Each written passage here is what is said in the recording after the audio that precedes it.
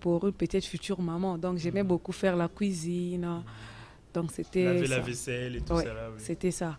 Mais vu ce petit métrage qu'on a suivi, moi je dirais d'abord le jeu ouvre l'esprit. Alors les parents qui n'aiment pas que leur enfant joue vraiment, c'est pas du tout bien. Car quand les enfants Jouer s'amusent, ouvre l'esprit, hein. oui, Il y en a qui disent ça comme ça. oui, c'est ça. Alors, en sorte quand vous voulez seulement vos enfants qu'ils vivent dans un vase clos, vraiment, c'est pas du tout bien. Quand les enfants s'amusent, c'est un moment aussi de partage pour eux.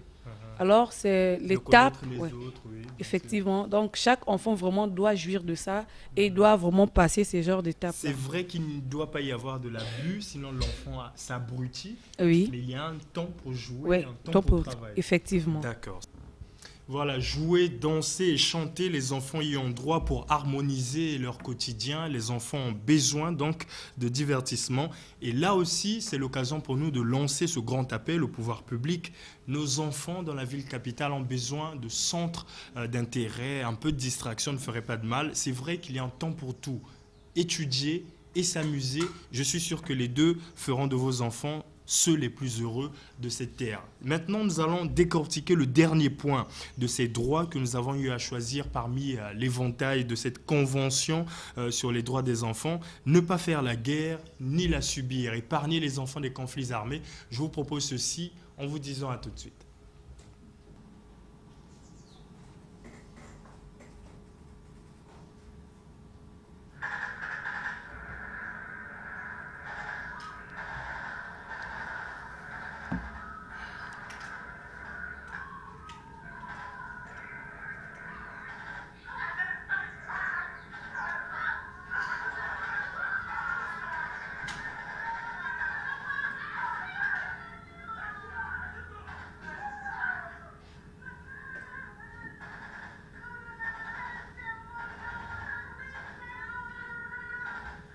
On va parler des enfants soldats.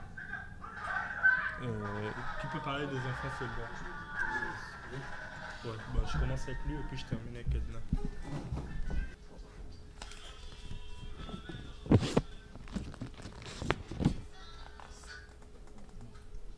Voilà, semons l'amour et non la guerre, jetons les armes, c'est ce qu'avait dit Zoba Casimir Zao dans sa chanson Ancien combattant. Ne pas faire la guerre ni la subir. L'enrôlement forcé des enfants soldats aujourd'hui défraie la chronique et c'est ce qu'il faut également éviter à cette progéniture. Sinon, nous sacrifions l'avenir de tout un État ou de toute une nation.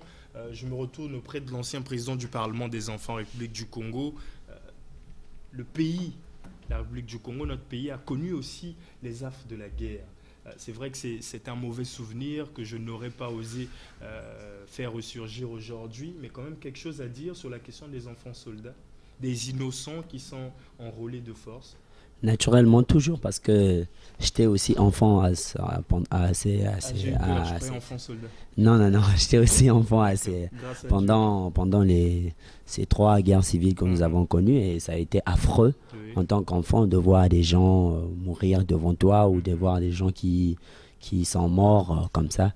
Donc je crois que nous devons quand même faire attention à ce 12e droit que nous avons tiré de la Convention relative aux droits des enfants, que les enfants ne doivent pas faire la guerre ni la subir. Surtout ça, parce que finalement, vous vous rendrez compte que les enfants qui subissent la guerre ont comme un vide en ce qui concerne le comportement, parce que finalement, ils réagissent mal vu ce qu'ils ont vécu.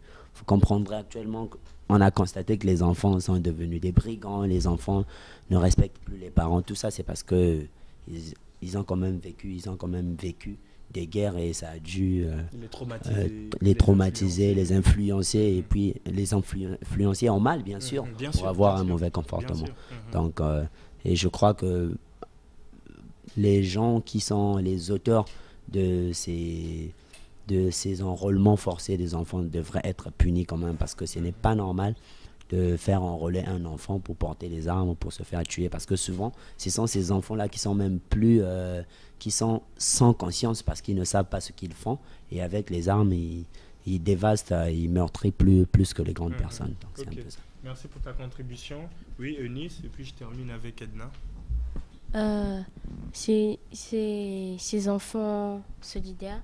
Ces enfants, d'abord, s'ils agissent ainsi, c'est d'après ce qu'ils ont vécu, comme l'a dit Yves. D'abord, ils ont déjà une rancœur en eux, tout en sachant que non, tôt ou tard, on leur fera du mal. Ils font que venger ce qu'ils ont vécu. Et c'est ça qui cause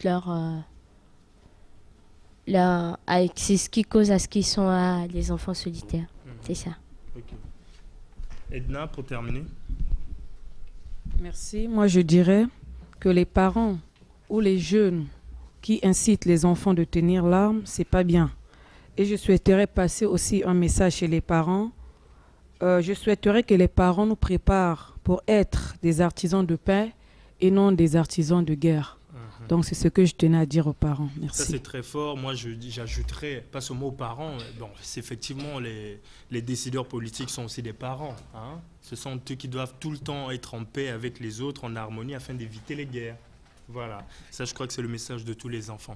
Alors 12 points ou 12 articles que nous avons sur ce plateau, chers téléspectateurs, décortiqués avec ces jeunes invités, franges donc de la population de notre pays, des jeunes qui sont les plus intéressés par cet événement. L'événement, ce sont donc les 20 ans de la Convention des droits de l'enfant ici en République du Congo. L'UNICEF donc n'est pas resté en marge de ce grand événement.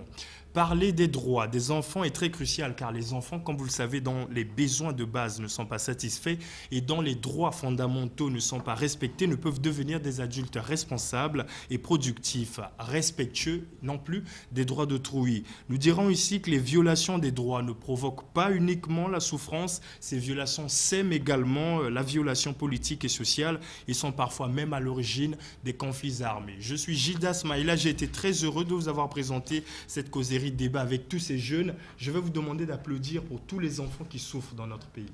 Applaudissez très fort pour eux, c'est très important. Merci.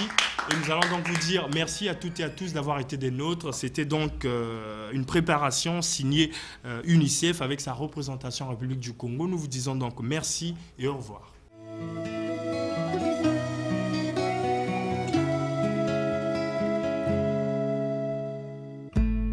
Promesse éternelle au jour de grand